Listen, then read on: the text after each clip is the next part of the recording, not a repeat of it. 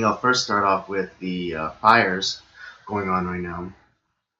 And as y'all, if you guys aren't aware, there is a wildfire currently raging on, like even in Northern California. But I'm talking about the Woolsey fire because it's literally in my backyard. It's I mean, Thousand Oaks is not technically in Los Angeles County, but at least I don't think. But Malibu is, and that's where a big part of the fire is raging on right now. And so it is, it does affect me, at least tertiarily. Um,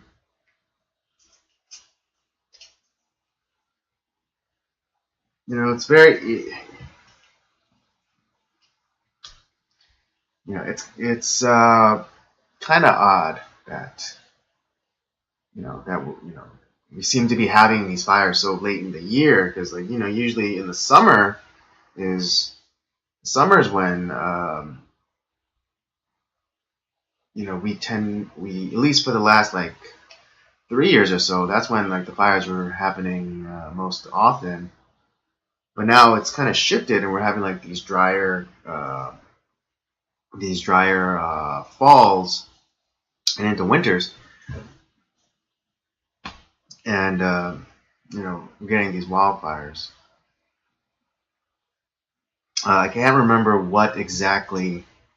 I don't remember what exactly was the start of the fire, or I believe it was some sort of unattended campfire. Unless that was the one in Northern California.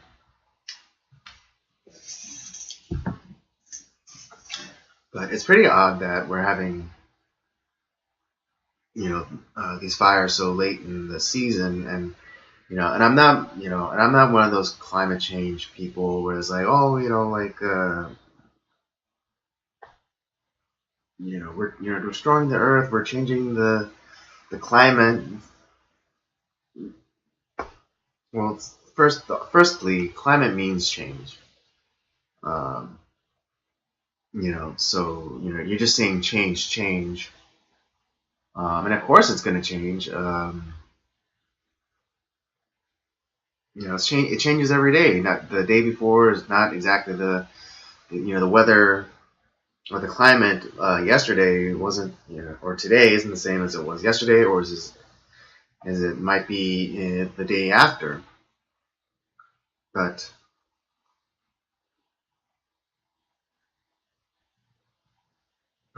it's curious that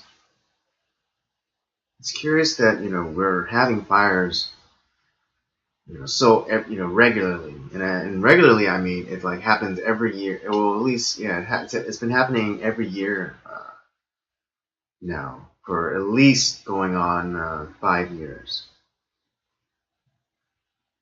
And I know that well, at least especially within Los Angeles County area, I've been noticing. Yes, I mean yes, there's forest fires that happen pretty much every year, like in Northern or Central California, but more and more it seems like there's been fires happening just pretty close to metropolitan centers, and it's just like I'm kind of wondering why. And again, I don't really prescribe to the whole climate change narrative, and I'm not saying that humans aren't contributing, but we're not the sole cause of the climate change. Uh, but I would point to mismanagement of the mismanagement of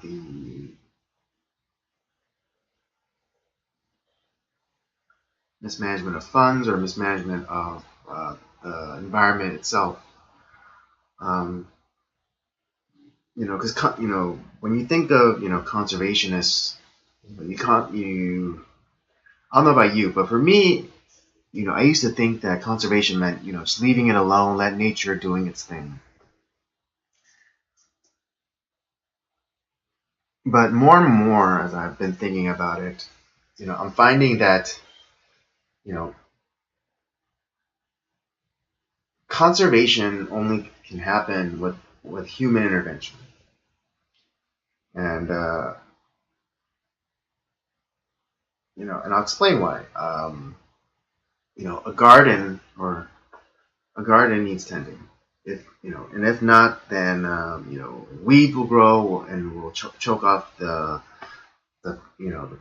crops, the plants that you planted, and it'll life will begin to the environment will begin to start choking out things that you have planned or you know, that you have planted and you had set up.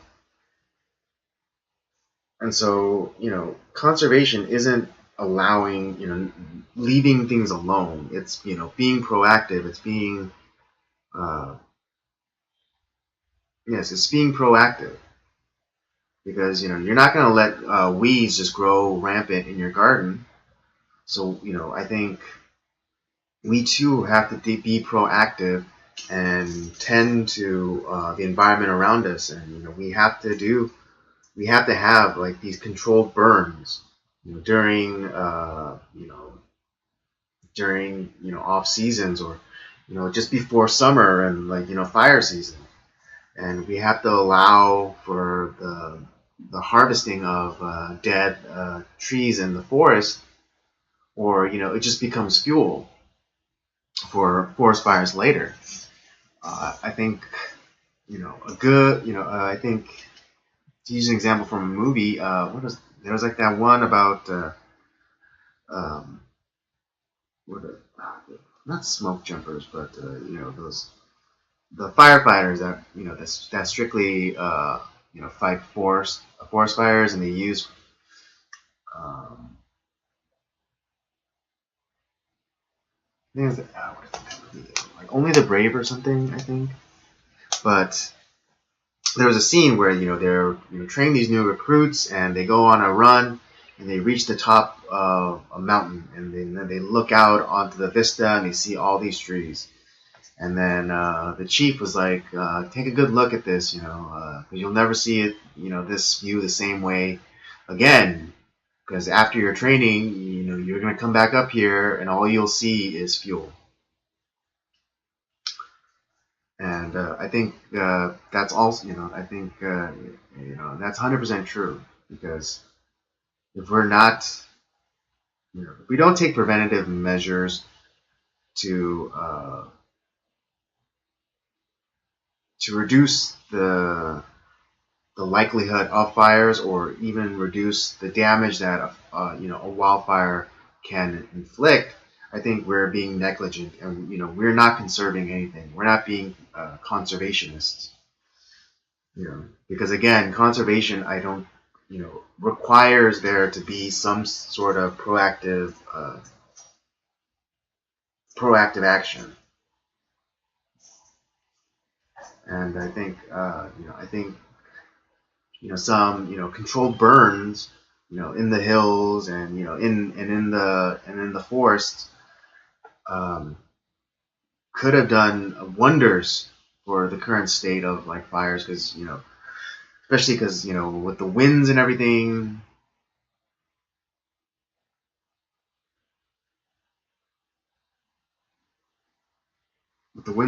kicking up embers and dropping them off in other areas, and maybe it wouldn't do jack, but if you had patches of burned off area that could at least contain the fires, and help maybe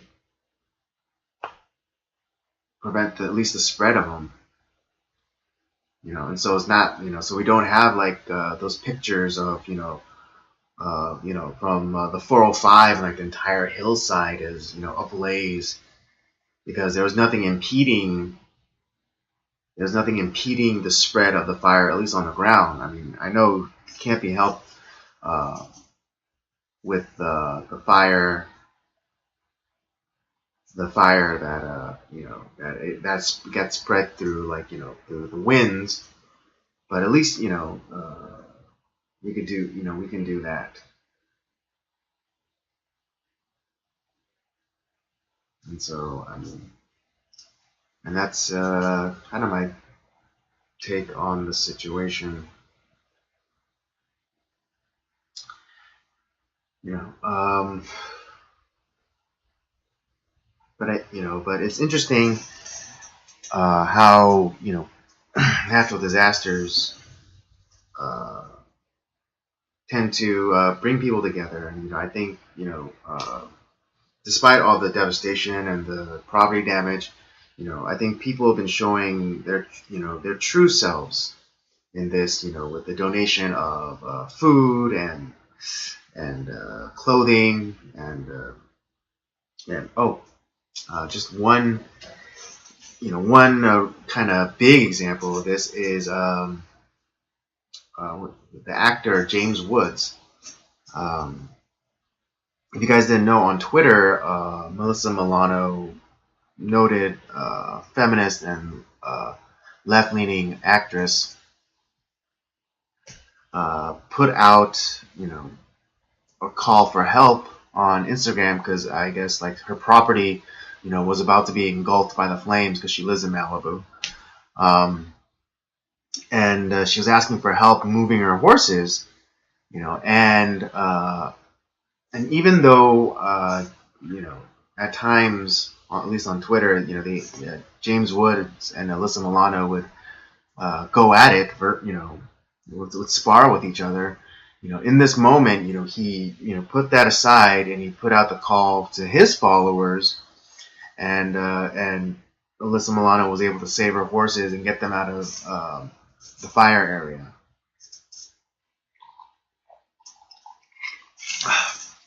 So I think, despite all of the destruction and all the mayhem, I think something good came out of this fire, and I think we just all need to take